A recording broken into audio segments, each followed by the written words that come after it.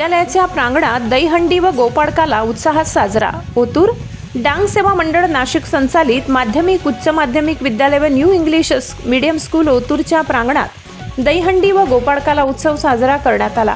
यावेळी विद्यालयाच्या मुख्याध्यापिका श्रीमती जयश्री पवार व जितेंद्र बोरसे सपत्नीक राधा श्रीकृष्णाची आरती व पूजन करून कार्यक्रमाची सुरुवात करण्यात आली। त्यानंतर सांस्कृतिक विभाग प्रमुख सचिन कुलकर्णी यांच्या मार्गदर्शनाखाली श्रीकृष्ण राधा यांच्या गाण्यावर सांस्कृतिक कार्यक्रमाचे आयोजन करण्यात आले।